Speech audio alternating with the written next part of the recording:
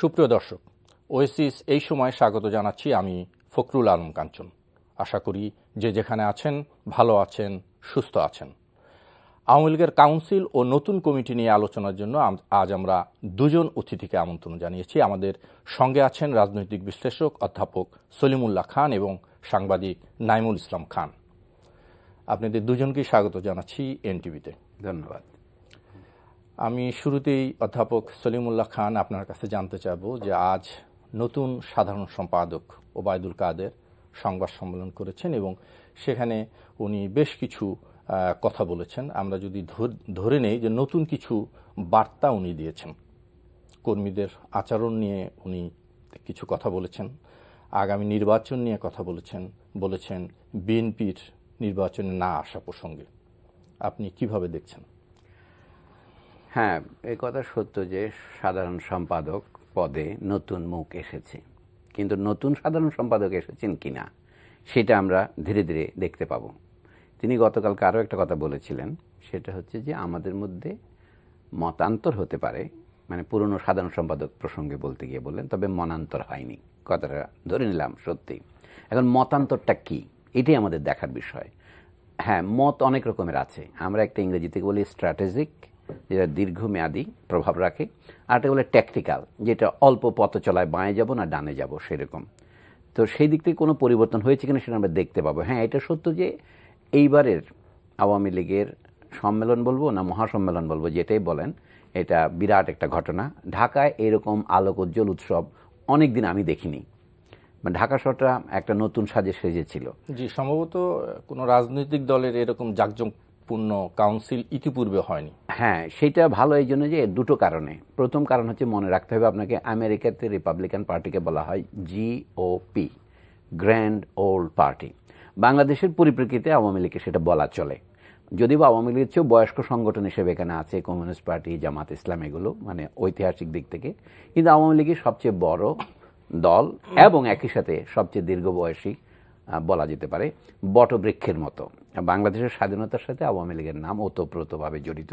আওয়ামী লীগ অনেক পরিবর্তনের ভিতর দিয়ে গেছে। তার মধ্যে একটা উল্লেখযোগ্য পরিবর্তনের কথা আমরা না বলে পারি না, যেটা জন্ম নিয়েছিল আওয়ামী মুসলিম লীগ আকারে এবং জিন্না মুসলিম লীগ আকারে। এটাও একটা গুরুত্বপূর্ণ প্রশ্ন। সোহরাওয়ার্দী সাহেব ওই নামে শুরু করেছিলেন এবং মৌলানা ভাসানী সাহেব এই নামে শুরু করেছিলেন। তারা পরে যুক্ত হয়ে এটাকে আওয়ামী মুসলিম লীগ আকারে কিছুদিন চালানোর পর, যুক্তফ্রন্ট নির্বাচনের পর এটাকে আওয়ামী লীগ করেন।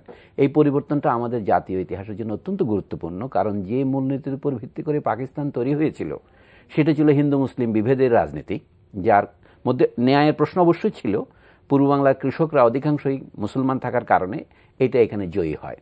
কিন্তু তারপরে পশ্চিম পাকিস্তানের শোষণ যখন স্পষ্ট হয়ে উঠল, বিশেষ করে ভাষা আন্দোলন পর্যন্ত আসার পর যখন বোঝা গেল আর পেছনে ফেরার কোনো পথ নেই, তখন একমাত্র লক্ষ্য হলো পূর্ব বাংলার হিন্দু মুসলিমকে একত্রিত করেই পশ্চিম পাকিস্তানের শোষণের বিরুদ্ধে সংগ্রাম গড়ে তুলতে হবে। সেটা 50-এর দশকে যথেষ্ট ভালোভাবে গড়ে না ওঠার কারণ ছিল আওয়ামী লীগের এক নেতা, তিনি সোহরাওয়ার্দী, এবং তিনি পাকিস্তানের প্রধানমন্ত্রী হয়েছিলেন। এবং বঙ্গবন্ধু শেখ মুজিবুর রহমানের আত্মজীবনীতেও সে কথা লেখা আছে। তিনি সোহরাওয়ার্দীকে করাচিতে গিয়ে চ্যালেঞ্জ করে বলেছেন, আপনি এদের মন্ত্রিসভায় কী করে যোগ দিলেন? মানে তার নেতার সাথেও তার যে সমস্ত বাক বিতণ্ডা হয়েছিল সেটাও ইতিহাসের অংশ। পরবর্তীকালে শেখ মুজিবুর রহমান যখন আওয়ামী লীগের সর্বাধিনায়ক হলেন 60-এর দশকের মাঝামাঝি, তখন তার রাজনীতিতে একটা গতি পরিবর্তন আসলো, যেটা আগে বামপন্থীরা বলতেন যে পূর্ব বাংলার শতকরা 100% স্বায়ত্তশাসন আদায় করতে হবে।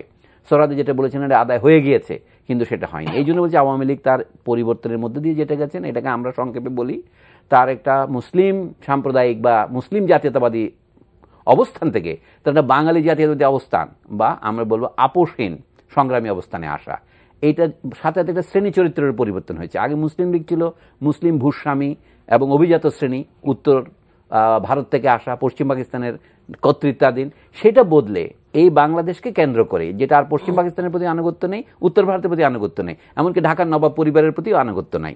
এমনকি শেরে বাংলা ফজলুল হক, যিনি প্রথম বাঙালি মুসলমানের জাতীয় নেতা, তাকে পিছনে ফেলে এসে মৌলানা ভাসানীকে একপাশে সরিয়ে দিয়ে কাকমারি সম্মেলনের সময় সোহরাওয়ার্দী সাহেবের মারা যাওয়ার পর যে নতুন আওয়ামী লীগ হলো, সেটা নেতৃত্বে বাংলাদেশ হয়েছে। সেইখানেও আবার বাম ডান ছিল, এগুলো আমরা জানি। সেই জন্য বলছি, আজকে বাংলাদেশ স্বাধীন হওয়ার 45 বছর পরে দেশে এখন একটাই স্লোগান আওয়ামী লীগ যেটা দিচ্ছে, সেটা উন্নয়ন, উন্নয়ন, উন্নয়ন। উন্নয়নের মধ্যে কিন্তু দুটো চোরা গর্ত আছে। সেতুর একটা চড়াগর্তের নাম সংক্ষেপে বললে কি উন্নয়ন ক্রমশ বৈষম্য তৈরি করছে? উন্নয়নটা হচ্ছে বটে, দ্বিতীয়টা হচ্ছে সেটা পরিবেশকে ক্রমশ ঘনায়মান সংকটের মুখে ফেলে দিচ্ছে। এটা বাংলাদেশের একার সমস্যা নয়, পৃথিবীর যেখানেই হচ্ছে উন্নতি, যেমন চীনেও সে সমস্যা হচ্ছে। চীনের আকাশ এখন কুজ্ঝটিকায় ভরে গেছে। এখন এইখান থেকে দেশকে নিয়ে যাওয়ার যে চিন্তা অন্য কোনো জায়গায়, সেটাকে আমি বলছি স্ট্র্যাটেজিক চিন্তা। আর টেকনিক্যাল চিন্তা হচ্ছে আগামী নির্বাচন। এটা নিয়ে সকলে আমরা উদ্বিগ্ন জানি। কিছুদিন আগে পর্যন্ত জল্পনা কল্পনার আমাদের শেষ ছিল না যে কে সাধারণ সম্পাদক হচ্ছেন। আমাদের সেই কল্পনার খানিকটা চমক সহকারী অবসান হলো। ওবায়দুল কাদের নিজে বলেছেন সৈয়দ আশরাফি যে আমার নামটা প্রস্তাব করবেন, সেটাই হচ্ছে চমক। ভালোই চমক তিনি দেখিয়েছেন। এখন প্রশ্ন হচ্ছে আর কি চমক দেখাবেন? নির্বাচন আসছে, এখন একটা তর্ক এরই মধ্যে উঠে গেছে। বিএনপি নেতারা সাংবাদিক সম্মেলন করে বলছেন যে প্রধানমন্ত্রী বলেছেন আগামী নির্বাচনে তার কর্মীদের লক্ষ্য করে তাদের জিততেই হবে। এটা আমি রাজনৈতিক একটা অলঙ্কার হিসেবে নেব, কিন্তু একে বিএনপি যে ঘনায়মান বিপদ দেখতে পাচ্ছে তার কারণ হচ্ছে তাদের পূর্ব অভিজ্ঞতা। আচ্ছা, আমরা যদি এই প্রসঙ্গটা একটু পরে আসি। আচ্ছা, আমি তাহলে শেষ করে দেই। আমার বক্তব্য হচ্ছে নতুন সাধারণ সম্পাদক যে কথাগুলো বলেছেন, আপনি বললেন কর্মীদের আচরণ নির্বাচন নিয়ে, সেটা যদি এই পরিপ্রেক্ষিতে আমরা আলোচনা করি তাহলে আমরা কিছু ফল লাভ করতে পারি। আশা করি নাঈমুল ইসলাম খান সেই বিষয়ে আলোকপাত করবেন। জি, আজকের প্রেস কনফারেন্সের বক্তব্য নিয়ে যদি আমরা আপনার মূল্যায়ন শুনি। আমি প্রেস কনফারেন্সের যেহেতু সলিমুল্লাহ ভাই অত্যন্ত বিস্তৃতভাবে আওয়ামী লীগের ইতিহাস থেকে অসাধারণ উপস্থাপনা করে ফেলেছেন, এটা আমার জন্য সহজ হয়ে যায়। আমি একটু সহজ কথাগুলি বলি। এই সাধারণ সম্পাদকের নিযুক্তিটা আমার কাছে মনে হয়েছে মূলত আওয়ামী লীগ আগামী নির্বাচনে প্রচুর লেগ ওয়ার্কের প্রয়োজন হবে। সারা দেশ চষে বেড়াতে হবে সংগঠনটাকে ভাইব্রান্ট করার জন্য, যাতে নির্বাচনটাতে একটু প্রতিদ্বন্দ্বিতামূলক, যদি বিএনপি অংশগ্রহণ করে, অন্য সকলে অংশগ্রহণ করে, তখন তো ঠিক 5 জানুয়ারির মতো তো নির্বাচন আরেকটা হওয়া সম্ভব না, সম্ভাবনা কম। মন্তব্য করেছেন যে বিএনপি নির্বাচনে না আসে যে ভুল করেছে, সেটা তো ভুলের প্রশ্ন। কিন্তু আগামী নির্বাচনে আশা করা হচ্ছে যে বিএনপি আসবে এবং আওয়ামী লীগও চাইবে যে বিএনপি আসুক। তারও কিছু কারণ আছে, সেটা আমি বলছি। কিন্তু ওই রকম একটা মোটামুটি প্রতিদ্বন্দ্বিতাপূর্ণ নির্বাচন হলে আওয়ামী লীগের অনেকের জন্য খুব ডিফিকাল্ট হবে বলেই একটা প্রচুর হাতে সময় নিয়েই নির্বাচনের ক্যাম্পেইন। আমি এই কাউন্সিলটাকে দেখি অন্যান্য অনেক কিছুর মধ্যে যে এটা হচ্ছে তাদের নির্বাচনী ক্যাম্পেইনের সেরিমোনিয়াল লঞ্চিং হয়েছে।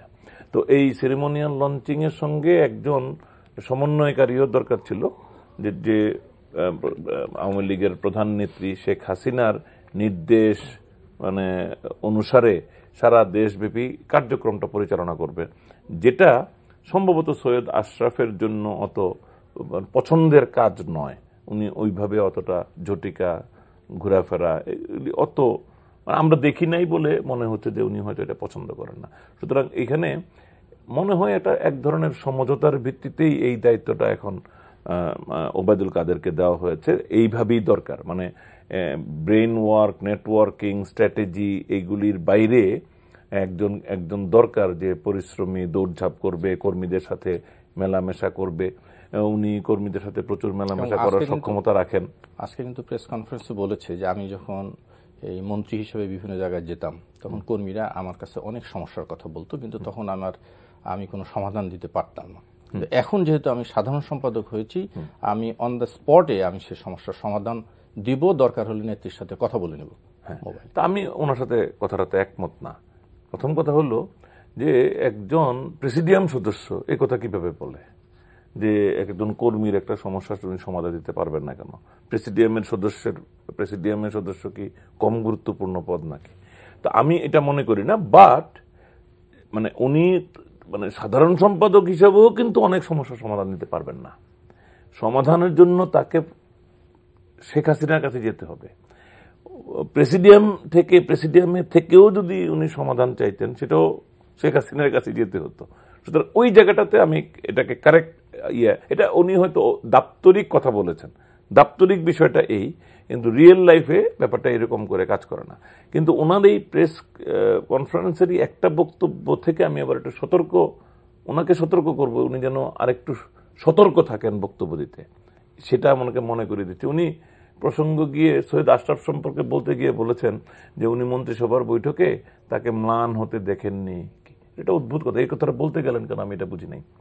সৈয়দ আশরাফ মলিন না, উনি দুঃখ ভারাক্রান্ত ছিলেন না, এই কথাটা তার মুখে এইভাবে মানে আমার কাছে মানে ঠিক মনে হয় নাই। উনি হয়তো বুঝাতে চাচ্ছেন যে এটা এই পরিবর্তনকে, এই বুঝাতে চাওয়াটার ধরনটা, বলাটার ধরনটাই মানে আমি মনে করি যে দলের প্রাক্তন সাধারণ সম্পাদক, মানে ইমিডিয়েট পাস সাধারণ সম্পাদককে কিছুটা খেলো করার মানে হয়ে যায়। উনি চান নাই হয়তো, এটা তার ভুল উচ্চারণ। এখন আমি এটাই বলছি যে উনি যদি সতর্ক না হন, এইরকম ভুল ভ্রান্তির কথাবার্তা হয়তো চলে আসতে পারে, যেটা তার ক্যারিয়ারের জন্য মানে অস্বস্তি বয়ে নিয়ে আসতে পারে। আমার মনে হয় একটু সতর্কতা এই সময় দরকার আছে তার ক্ষেত্রে, কারণ এটা কিন্তু একটা পার্থক্যও ছিল। সৈয়দ আশরাফের ক্ষেত্রে ছিল যে উনি একেবারেই কথা কম বলতেন, আসতেনই না প্রকাশ্যে, আর উনি প্রচুর মাঠে ঘাটে ঘুরে বেড়াতেন। এবং আমরা জানি কিন্তু উনি মাঠে ঘাটে কথাবার্তা বলতে গিয়ে প্রায়ই কিন্তু একটু ওলট পালট হতো কথাবার্তা, এটা আমরা টেলিভিশনে অনেক সময় ধরেছি। কিন্তু সেটা তো ধরেন এটা মন্ত্রণালয়ের প্রশাসনিক কাজ নিয়েই মূলত হতো। মানে উনি কাউকে চর দিয়ে দিচ্ছেন। এখন একজন মন্ত্রী কাউকে চর দিতে পারে কিনা, সরকারি কর্মচারীকে চর দিতে পারে কিনা প্রকাশ্যে, এটা তার মানে যতই অপরাধী হোক এটা আমরা পছন্দ করব কিনা, এগুলি কিন্তু অনেক বিষয় আছে। পরে বসে উনি দুঃখ প্রকাশ করেছেন, তো এই রকম যেন দুঃখ প্রকাশ করতে না হয় আমি মনে করি তিনি সতর্ক হবেন। এছাড়া নির্বাচনটাকে নিয়ে সামনে এগোনো, দলটাকে চাঙ্গা করা, আর অন্য কোনো স্পেশাল কিছু কন্ট্রিবিউট করার আমাদের রাজনীতিতে সুযোগ নাই। প্রধানমন্ত্রীকে অনুসরণ করে তার নির্দেশিত, তার কাঙ্ক্ষিত কাজগুলো করাই হবে তার প্রধান চ্যালেঞ্জ। জি, অধ্যাপক সলিমুল্লাহ খান, আপনি বলছিলেন যে নির্বাচন প্রসঙ্গে মির্জা ফখরুল ইসলাম আলমগীরের, হ্যাঁ এটা বলবো আশঙ্কার কথা, এটা তো তারা বলেই যাচ্ছে, কিন্তু তারা বিশেষভাবে এইবারে নির্বাচনের আলোচনার আগে আরেকটা কথা বলি। এবার মহাসম্মেলন যেটা হলো কাউন্সিল, সেখানে অনেকগুলি শোভন জিনিস হয়েছে। মানে এই যে নিরপরাধভাবে বলে একজনকে নির্বাচিত করা এবং তাতে বিরোধ না হওয়া খুবই সাংঘাতিক ব্যাপার। তবে বিএনপিও যদি এই সম্মেলনে যোগ দিত তাহলে ব্যাপারটা আরো জাতীয় দিক থেকে আরো সুন্দর দেখাতো। কিন্তু বিএনপির পক্ষ থেকে যে ব্যাখ্যা দেওয়া হচ্ছে সেটাও আমরা ফেলনা ব্যাখ্যা মনে করি না। তারা বলছে আমরা যেখানে এইরকম নিপীড়িত, নির্যাতিত, কারা দণ্ডিত হচ্ছি, সেখানে তারা মৃত্যুদণ্ডে দণ্ডিত হচ্ছে সেটা শুধু বলেনি আর কি, সেটাও বলতে পারত।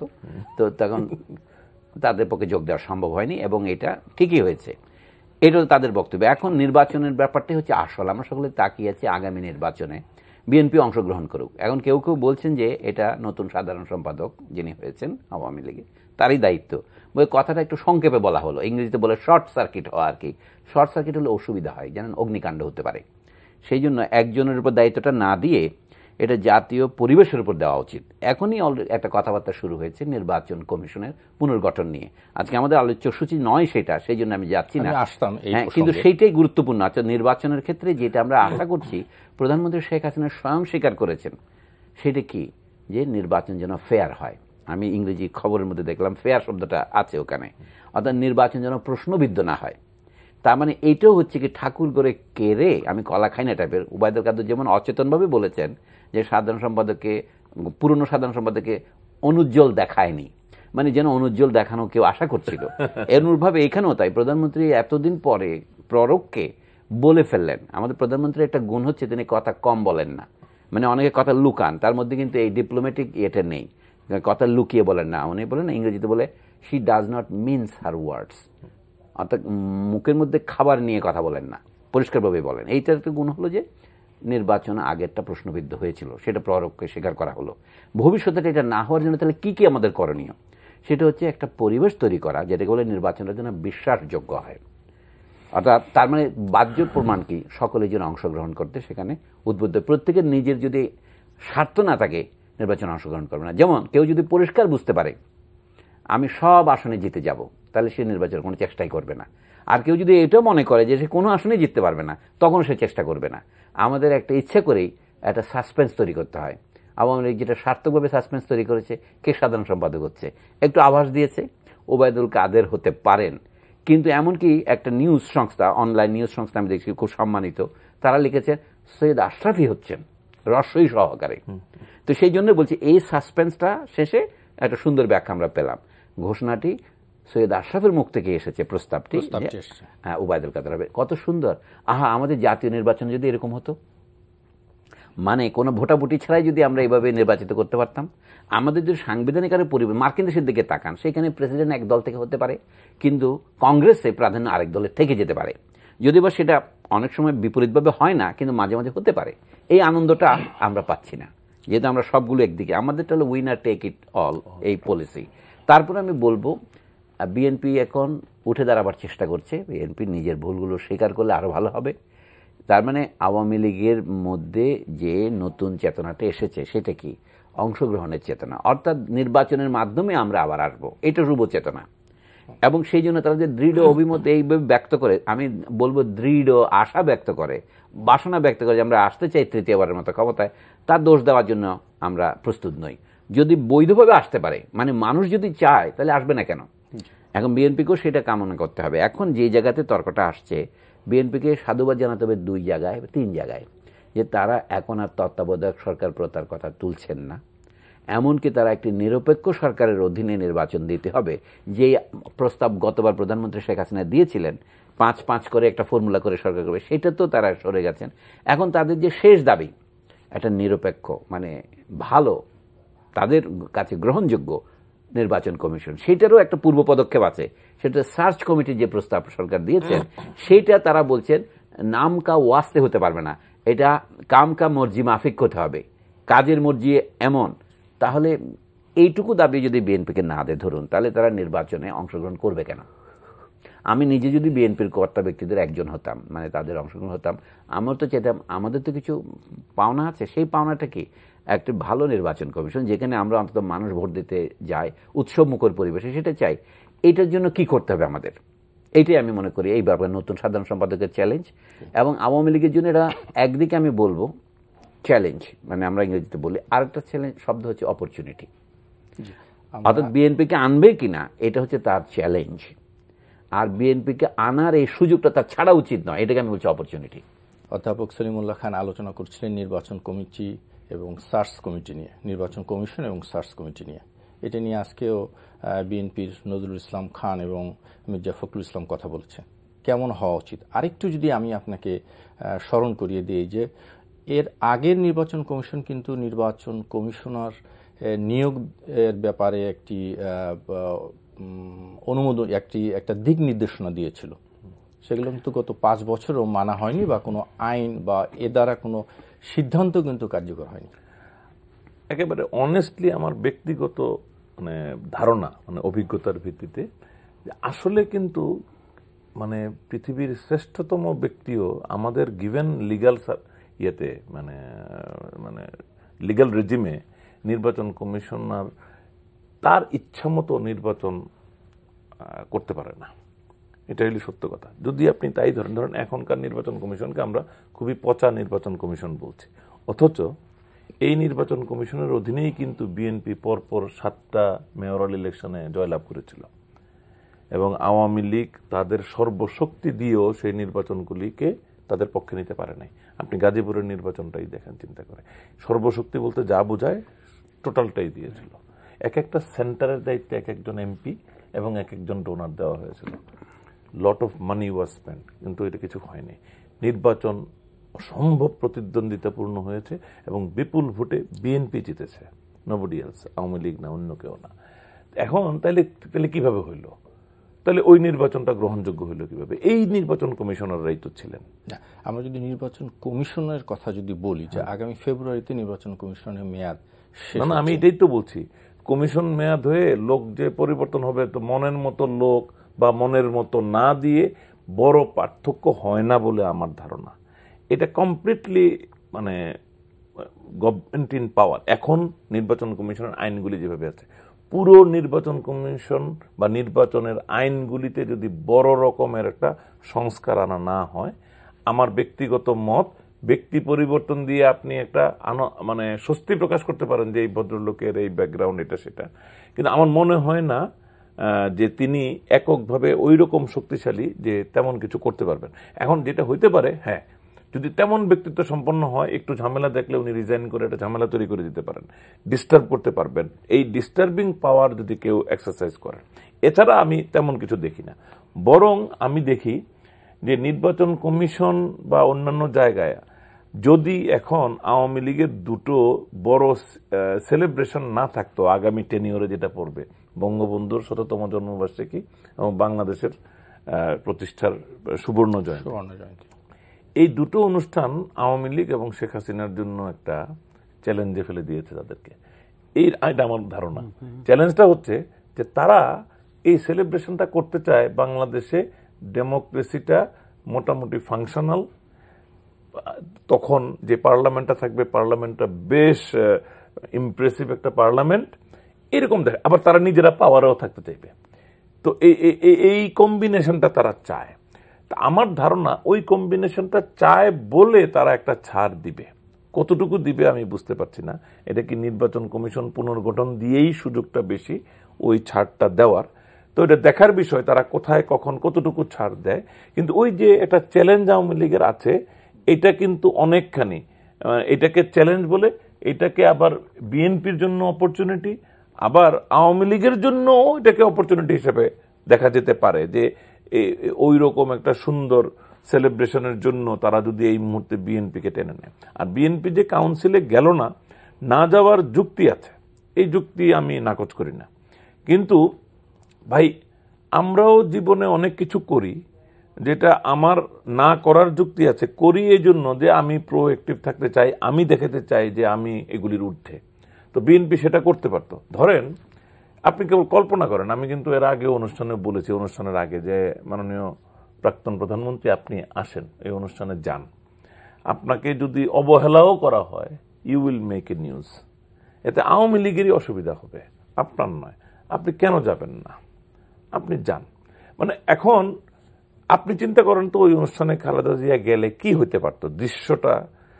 তাকে যদি অবহেলাও করে, এটা কিন্তু ভীষণ এম্বারাসিং হয়ে যেত। কারণ এখানে দেশি বিদেশি ডেলিগেট আছে, এটা কিন্তু এত সহজ ছিল না। আমাদের রাজনৈতিক সংস্কৃতিতে আসলে এই জিনিসটা থেকে একটু দূরে আমরা আছি। কিন্তু এটা তো সংস্কৃতির প্রশ্ন না। একটা কথা দেখুন, আমি একটু যোগ করি আপনার সাথে। বিএনপির রিয়াকশন গুলো লক্ষ্য করুন, ৩-৪ রকমের রিয়াকশন হয়েছে। প্রথমে বলছে আমরা আমন্ত্রণ পেয়েছি এবং আমরা দলীয় ফোরামে আলোচনা করে সিদ্ধান্ত নেব। তবে মোয়াজ্জেম হোসেন আলালের নামে হলো কি বিএনপিটা প্রতিনিধি দল পাঠাবে পর্যায়ে। তারপরে এরপরে বলছে কি আমরা যাচ্ছি না। না, তার আগে আরেকটাও আছে, সে বলেছিল যে বিএনপি অত ক্ষুদ্র মনের দল না, তারা না গেলেও আমরা যে একটা উদার রাজনৈতিক দল, আমরা যাব, তবে এটা প্রতিনিধি দল যাবে। হ্যাঁ, আমি সেই প্রতিনিধি দলের কথা বলি। প্রথমে একেবারেই কখনোই বলে না যে আমরা যাব না, আমরা ফোরামে চিন্তা করে সিদ্ধান্ত নেব, তারপরে প্রতিনিধি দল পাঠাবো, এবং শেষ মুহূর্তে বলা হচ্ছে যে কি আমরা যাচ্ছি না, যেহেতু আমি যুক্তিটা শেষ করি যে আমাদের সম্মেলনে তারা আসে নাই। আচ্ছা, এইটা কিন্তু একটা ঠুনকো যুক্তি। বড় যুক্তিটা হচ্ছে যে এটা রিজভী সাহেব জেল থেকে মুক্ত হয়ে দিলেন তাদের অফিসে গিয়ে, যে যাওয়াতে যে কোনো ভদ্রলোককে যেতে পারে সেখানে। আমার কাছে এই ভদ্রলোকের যুক্তিটা ভালো লেগেছে, যেহেতু আমিও নিম ভদ্রলোক, সেই জন্য। জনাব নাঈমুল ইসলাম খান বলছিলেন নির্বাচন কমিশনের সংস্কার নিয়ে, আইনের সংস্কার নিয়ে। আমরা কিন্তু দেখেছি যে গত নির্বাচন কমিশন থেকে একটি, আমি কথাটা এই জন্য বলেছি যে আইনটা যদি সংস্কার করা হতো, সুপারিশ ছিল আগে, তাহলে এটাই তত্ত্বাবধায়ক সরকারের মতো আসলে। যদি বলেন সার্চ কমিটি দিয়ে গত বর্তমান নির্বাচন কমিশন কিন্তু গঠন করা হয়েছে। আমাদের সংবিধানের একটা বৈশিষ্ট্য হচ্ছে সংবিধানটা নানা ভাগে বিভক্ত। এর 11টা ভাগ আছে আমরা জানি। আমরা সাধারণত দুভাগ করি। কতগুলি হচ্ছে একেবারে অনুসরণীয় আইন, যেমন মৌলিক অধিকার। আবার রাষ্ট্র পরিচালনার মূলনীতিগুলি হচ্ছে আইন প্রণয়ন করতে হবে, যেমন বিচার বিভাগকে আলাদা করতে হবে ইত্যাদি আমরা জানি। এখন সাংবিধানিক একটি অংশ হচ্ছে নির্বাচন কমিশন, কিন্তু সেটা গঠনের অনেকগুলো ক্ষমতা কিন্তু অস্পষ্ট। এটা কেমন করে গঠিত হবে? এই যে 5 জন থাকবে, তাদের একটা পরিষ্কার যে তাদের মর্যাদা হাইকোর্টের বিচারকদের সমান হবে, অর্থাৎ তাদেরকে অপসারণের প্রক্রিয়া অভিন্ন। বিচারপতিদের অপসারণ করতে যেরকম অভিশংসন প্রক্রিয়া লাগবে সেটা লাগবে, এটা তাদেরকে শক্তিশালী করেছে। কিন্তু আমরা তো এটাও জানি, হ্যাঁ, এখান থেকে বিদায় নেওয়ার পর বিশেষ করে প্রধান যিনি নির্বাচন কমিশনার হবেন, তিনি অন্য কোনো লাভজনক পদে নিয়োগ নিতে পারবেন না। তবে যারা কমিশনের সদস্য এখন, তারা কিন্তু প্রধান নির্বাচন কমিশনার হতে পারবেন পরে। এই কথাগুলো যেহেতু রয়েছে এবং তাদের এই যে সীমাবদ্ধতা এবং শক্তি, এটা থেকে তাদের টেনিউরের শর্তটা হচ্ছে বড় সত্য, যে কারণে আমরা বলি বিচার বিভাগ স্বাধীন কিংবা স্বাধীন নয়। তাদেরকে নিয়োগ দেওয়ার ক্ষমতা রাষ্ট্রপতির, এটা আমরা মানলাম, কিন্তু সরানোর ক্ষমতা রাষ্ট্রপতিরও নেই। এই প্রক্রিয়া নিয়ে যদি এখন আমি সেটাই বলছি, তাহলে স্বাধীন বিচার, আমরা যদি স্বাধীন নির্বাচন কমিশন বলি এবং স্বাধীন বিচার বিভাগ বলি, দুটো প্রায় একসাথে তুলনীয়। আমাদের বিচার বিভাগ নিয়ে আমাদের একটা দ্বিমত আছে। এই জন্য কেউ বলেছে এই বিচার বিভাগ স্বাধীন, কেউ বলছে স্বাধীন নয়। যখনই আপনার বিরুদ্ধে রাজ হয় তখন আপনি হরতাল করেন, সেটা তখন বিচার বিভাগের অবমাননা বলে কেউ ধরে না, সিরিয়াসলি নেয় না। এমনকি বিচার বিভাগও তাদেরকে কোনো সময় ব্যাখ্যা দাবি করে না। এই জন্য আমি বলছি যে নির্বাচন কমিশনের ব্যাপারটি একটা সংস্কৃতির ব্যাপার বটে, শুধু আইনের ব্যাপার নয়। যে কোন ধরনের নির্বাচন কমিশন আপনারা চান। এখন বলা যে সার্চ কমিটিটা কি, সার্চ কমিটি যখন গঠিত হচ্ছে সেখানে কারা কারা সদস্য আছেন, সেইখানে লোক দেখানো হলো বিচার বিভাগের একজন বিচারপতি থাকবেন, অন্য একজন সিভিল সার্ভেন্ট থাকবেন প্রাক্তন, অথবা আরেকজন নিরপেক্ষ নাগরিক থাকবেন। এইভাবে তো আমরা সার্চ কমিটিটা করি। সেইখানে বিএনপির বক্তব্য ছিল যাকে তাকে দিয়ে, আমি উদ্ধৃতি দিয়ে বলছি, সার্চ কমিটি না করে আমাদের সাথে আলোচনার ভিত্তিতে সার্চ কমিটি হোক, তার মানে একতলা আগে থেকে শুরু হোক। তারপরে সেই সার্চ কমিটি কাকে কোন মনোনয়ন দেবে সেখান থেকে রাষ্ট্রপতি নিয়োগ দেবেন। এই তো প্রক্রিয়াটা। এটার মধ্যে যদি পরিবর্তন আনতেই হয়, আমি মনে করি এটা সিভিল সোসাইটিতে আলোচনা করা দরকার। সিভিল সোসাইটি বলতে আমি কয়েকটি পত্রিকার কথা বলছি না, আমাদের সকলের আলোচনা করা উচিত। কিন্তু আমাদের দেশের সংস্কৃতি তৈরি হয়েছে, আমি খুব সংক্ষেপে আপনি 1 মিনিট সময় দিলে বলি। যেমন ধরুন বাংলা বানান সংস্কার করতে হবে। বাংলা বানান অনেকে মনে হচ্ছে তুচ্ছ ব্যাপার, পাঠ্য বইয়ের ব্যাপার, কিন্তু বাংলা একাডেমি করলো কি, জেনারেল এরশাদ যখন ক্ষমতায় ছিলেন, মোহাম্মদ হারুনুর রশিদ একজন মহাপরিচালক ছিলেন, তিনি একটা কমিটি করে দিলেন 5 জন লোককে নিয়ে। তার মধ্যে অধ্যাপক আনিসুজ্জামান আছেন, যাকে সকলেই চেনেন, বড় উপাধি পেয়েছেন, আহমদ শরীফ আছেন, নরেন বিশ্বাস আছেন, জামিল শরাফি, জামিল ওনার নাম কি, এই জন্য একটা নাম ছিল ওই যে আনিস সিদ্দিকের ভাই, হ্যাঁ মানে জামিল সিদ্দিকের ভাই এরকম হবে, জামিল চৌধুরী। তো এরা মিলে একটা কমিটি করলেন। তারা বাংলা বানানে কি পরিবর্তন করতে হবে সেটা বলে দিলেন। সেটা বাংলা একাডেমি প্রথমে নরম আইন করে দিল যে আমরা এটা কাউকে প্রয়োগ করবো না, আমাদের বানান এরকম কয় দীর্ঘকে দিয়ে লেখা হবে। একটা উদাহরণ দিচ্ছি। পরে সেটা আস্তে আস্তে যেহেতু বাংলা একাডেমি করছে, দেশের দৈত্য প্রধান পত্রিকা করলো, ভারতে দেখা গেল দেশ পত্রিকা, আনন্দবাজার পত্রিকা সেটা করলো, এবং পশ্চিমবঙ্গের বাংলা একাডেমি করলো, এটা আইন হয়ে গেল। আমি বলছি এইরকম বিষয় আলোচনার জন্য দেশের বুদ্ধিজীবী সমাজে পত্রিকা আলোচনা হওয়া উচিত ছিল, সেমিনার, সিম্পোজিয়াম, রিপোর্ট, কমিশন, তারপরে বানান পরিবর্তন হতে পারে। মুস্তাফা কামাল তুরস্কে অক্ষর পরিবর্তন করে ফেলেছে, রোমান হরফে লেখা শুরু করেছে আগের আরবি হরফ থেকে, সেটা আমি অসম্ভব মনে করি না। কিন্তু যে স্বৈরতান্ত্রিক কায়দায় এরশাদের আমলে এটা হয়েছে, সেটা নিয়ে এখন আর কেউ মনোযোগ দেয় না, বলে না কিছু। আমি বলছি যে দেশে সাধারণ সংস্কৃতির মধ্যে এই স্বৈরাচার প্রতিষ্ঠিত, যেখানে লেখক বুদ্ধিজীবীরা কিছুই করে না। আওয়ামী লীগের সম্মেলন প্রসঙ্গে আরেকটা কথা আমার বলার ছিল, সেটা আমি বলি। আওয়ামী লীগ এত বড় দল হয়েছে বলে না, এত টাকা খরচ করেছে, এত ক্ষমতায় আছে, কিন্তু আওয়ামী লীগের ভিতরের যে দারিদ্র্য সেটা অপরিসীম ফুটে ওঠে যখন যাকে তার সাংস্কৃতিক ফ্রন্ট বলে সেদিকে আমরা তাকাই। এই যে প্রধানমন্ত্রী শেখ হাসিনার ৭০তম জন্মদিন, যেটা পালিত হওয়ার কথা ছিল, হয়নি সৈয়দ শামসুল হকের মৃত্যুর কারণে, সেই উপলক্ষে তারা যে কার্ড ছেপেছেন, যেটা সভাপতি সৈয়দ শামসুল হক এবং সাধারণ সম্পাদক গোলাম কুদ্দুস আমার বন্ধু, সেইটাতে তারা যে কবিতাটা ছেপেছেন, এটা পড়ে আমার চোখে জল এলো। একটা দেশে শেখ হাসিনা এত উন্নতির কাজ করছেন, জাতিসংঘে পুরস্কার পাচ্ছেন, কিন্তু তার জন্মদিন উপলক্ষে এটা একটা ৩য়, ৪র্থ, ৫ম শ্রেণীর কবিতা ওখানে ছাপা হয়েছে। তাহলে একটা এত বড় ক্ষমতায় যায় যে দল, তার সাংস্কৃতিক ফ্রন্টের মধ্যে এটা চরম দারিদ্র। অর্থাৎ সে কবিতায় লিখতে জানে না, সে বাংলা গদ্যই লিখতে জানে না। এইটা দেশের কি সংকটের কথা প্রকাশ করে। নাইম, আপনি পত্রিকার সম্পাদক, আপনাকে আপনার সামনে বলতে আমার সংকোচ হচ্ছে, এটা কল্পনা করা যায় না একটা দেশের সংস্কৃতির এই দুর্গতি কখন হতে পারে। আধ্যাত্মিক কোনো সংকটের বহিঃপ্রকাশ। এখন নির্বাচন কমিশনের কথা বলেন, এই জন্যই বলছি কি, এই দেশে যেন মনে হয় ইংরেজিতে একটা কথা আছে, এনিথিং গোজ, যাই আপনি করেন তা চলে যাবে। কিন্তু না, নির্বাচন কমিশনের কথা আমরা বলছি এই জন্য যে একটি অংশীদারিত্বমূলক নির্বাচন হওয়ার জন্য নির্বাচন কমিশনের এখানে একটা ঐতিহাসিক গুরুত্ব হয়েছে। কারণ আমি আগেও বলেছি, দ্বিতীয়বার রিপিট করা ঠিক নয়, তবু বলছি, তত্ত্বাবধায়ক সরকার নয়, নিরপেক্ষ সরকার নয়, এমনকি যাকে বলা হয় অংশগ্রহণমূলক সরকার নয়। একটা নির্বাচন কমিশন সমঝোতার মাধ্যমে করলে ক্ষতিটা কি না সেটাই। এবং এখন আমি বিএনপির প্রবলেমটা দেখি যে বিএনপি দেখেন এটা নিয়ে যে একটু মানে তার অন্তত যাদের সঙ্গে তার অ্যাক্সেস আছে, সেই সিভিল সোসাইটি, নানান রকম অন্যান্য রাজনৈতিক দলগুলোর সাথে এটা নিয়ে কিন্তু কোনো দেখেন কিছু করছে না। মানে এটা তো একটা আলাপ আলোচনায় আনতে হবে যে তাদের আইডিয়াটা কি, তারা নিজেদের একটা আইডিয়াও কনক্রিট করতে হবে, ডেভেলপ করতে হবে, ক্রিস্টালাইজ করতে হবে। এবং এটা যদি তারা একটা সমাজের বিভিন্ন ধরনের মানুষের সাথে করতে না, বলা হচ্ছে, আমরা সকলে বলছি সংবাদপত্রের স্বাধীনতা নেই বা মিডিয়ার স্বাধীনতা নেই, আপনি ভালো জানেন আমার চাইতে, কিন্তু এই কথাটা আলোচনা করতে বাধাটা কোথায়? কোন সরকার বাধা দেবে? বিএনপি এবং সরকারের বাইরে যত শক্তি আছে তারা সকলে, আমরা কথায় কথায় বলি যে ভারতে বলে কি হিন্দিভাষী শতকরা 42 জন, কিন্তু 58 জন তো হিন্দিতে কথা বলে না, সে 58 জনের কথা শুনতে হবে। তারা বলে 58 তো বাংলা 7 জন বলে, তেলুগু 8 জন বলে, তামিল 6 জন বলে, এইভাবে ভাগ করলে চলবে না। এইখানে সরকারে যারা নাই, নানা কারণে যারা বিধ্বস্ত বা বাইরে আছেন, তারা তো নাগরিক, তাদের কথা পত্রিকায় আলোচনা করতে অসুবিধাটা কোথায়? মানে বিশেষ করে যেমন নতুন একটি নির্বাচন কমিশন গঠনের মূলনীতি কি হবে এবং তার শক্তি কি হবে, এই মর্মে দরকার হয় সংবিধান সংশোধন করতে হবে। তো সেইটা আলোচনা যদি আপনি না করেন, আইডিয়া যদি বাজারে না দেন, তাহলে আইডিয়া জন্মাবে কি করে? সেটাই, এইটাই হচ্ছে না। এটা তো এই আইডিয়াটা, এবং এটা তো বিএনপির তাগিদটা বেশি। তো বিএনপি এইটা সে লার্জার, অন্তত পক্ষে তার সাথে যারা নাকি মোটামুটি কাছাকাছি চিন্তা ভাবনা করে, ওই রাজনৈতিক দল যারা অনেকেই 5 জানুয়ারি নির্বাচনে অংশগ্রহণ করে নাই, বিরাট সংখ্যক দল, কিন্তু ওই রাজনৈতিক দল, সিভিল সোসাইটি, শিক্ষক, প্রতিটি ক্ষেত্রেই কিন্তু বিএনপির লোকজন আছে। তারা চাইলেই কিন্তু করতে পারে বিভিন্ন ফোরামের নামে এইগুলো নিয়ে আলাপ আলোচনা করা। এটা হচ্ছে না, যার ফলে যেটা হবে শেষ মুহূর্তে নির্বাচন কমিশন গঠনের আগে দেখবেন যে আবার একটা জোড়াতালির কিছু হয়ে যাবে, এটা আমার আশঙ্কা। না, কিন্তু বিএনপি যদি এই নিয়ে আলোচনা সেমিনার করে, তাহলে এই কথাটা কি শুনবে সরকারি দলের? এই অবস্থা দরকার নাই, মানুষের শোনা দরকার। এটা তো মানুষ শুনলে পরে জনমত যদি তৈরি হয়, তাহলে সরকার শুনতে আজ না হোক কাল তো বাধ্য হবে। একটা কথা আছে না বাংলায়, কান টানলে মাথা আসে। বিএনপি তখন মাথা টানতে পারবে না, কান টানতে হবে। কান টানা আক্ষরি করতে নেন, কানের মধ্যে কথাটা দিতে হবে না। কিন্তু এই অবস্থা কি আছে কিনা, যদি আমরা তো দেখেছি যে তারা সেমিনার করে মানে কি বলতে পারছে, তারা বলতে পারছে যে আওয়ামী লীগের এইটা বিপজ্জনক, এটা সেটা সব কথাই তো বলতে পারছে। এখন তো তারা তো, এটা তো হাসিনার বিরুদ্ধে কোনো কথা হবে না। একটা নির্বাচন কমিশন কেমন হলে ভালো হয়, সার্চ কমিটিতে কিরকম লোক থাকলে ভালো হয়, আমরা নির্বাচন কমিশনের অন্যান্য আরো কিছু আইনি সংস্কারের কথা বলবো কিনা, এটা নিয়ে তারা একটা আলাপ আলোচনার আয়োজন করতে পারে না? এটা কথা হইলো? এটা তো অসম্ভব ব্যাপার। তারা তো আর সবকিছুই পারছে। আমি যে কথা আওয়ামী লীগ প্রসঙ্গে বললাম, সাংস্কৃতিক ক্ষেত্রে এটা বিএনপির ক্ষেত্রে দ্বিগুণ প্রযোজ্য। বিএনপির সমর্থক বুদ্ধিজীবীদের একটা সংগঠন আছে, শত নাগরিক কমিটি, যেখানে অধ্যাপক এমাজউদ্দিন আহমেদ একজন প্রমিনেন্ট ফিগার।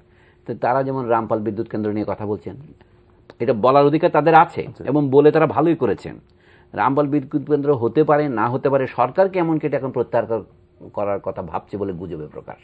জানি না কতটুকু সত্যমিত্র, কিন্তু এই যে ভাবতে, কারণ এটা পাকিস্তানে বাতিল হয়েছে, ভারতে এটা হতে পারেনি, বাংলাদেশে হবে কেন? দেশের হিত চিন্তা করার অধিকার তো শুধু সরকারের নয়। যে দেশের সমস্ত হিত চিন্তার একচেটিয়া দায়িত্ব সরকার নেয়, সে দেশ তো দোজকের পথে ক্রমশ অগ্রসরমান। আমরা তো সেটা চাই না। আমরা চাই সরকারও থাকবে এবং নাগরিকরাও থাকবে। নাগরিকদের যে অধিকারের উপর সরকার কোনো ক্রমে হস্তক্ষেপ করতে পারবে না, তাকে মৌলিক অধিকার বলা হয়। এটাই সংবিধানের লেখা হচ্ছে, নাহলে সংবিধানের দরকার ছিল কি? আমরা যদি ভালো বলেন না, সুশাসন কথা আমি পছন্দ করি না, এই কারণে এটা হচ্ছে এনজিও টাইপের কথা, এটা ইম্পেরিয়ালিস্টদের কথা। অর্থাৎ আপনি ভালোভাবে শাসন করলে আপনি পিটাইতেও পারবেন। ওই যে শাসন করা তারই সাথে সোহাগ করে যে মাথায় হাত বুলিয়ে পেটাতে পারবেন না। আমাদের মানুষকে বোকা ভেবে পাশ্চাত্যের লোকেরা আগে যে সমস্ত কথা একতরফা উপদেশ দিয়ে যেত, এখন সেই জায়গায় কিছু আমাদের তামাটে মুখ এসে যোগ হয়েছে। এই তো পার্থক্যের মধ্যে এটাই তো। আমি ইম্পেরিয়ালিজম বুড়া হয় না।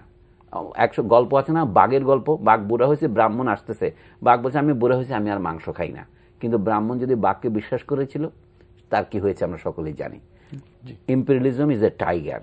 মাও সতুং বলেছিল পেপার টাইগার, কিন্তু আমি মনে করি না এটা রক্ত মাংসেরই বাঘ, এবং তার দাঁত পড়ে গেলেও সে মাংস খাওয়ার অভ্যাস ছাড়ে না। আমাদের এই জন্য নিজেদের ভাগ্য নিজেদের হাতে নিতে হবে।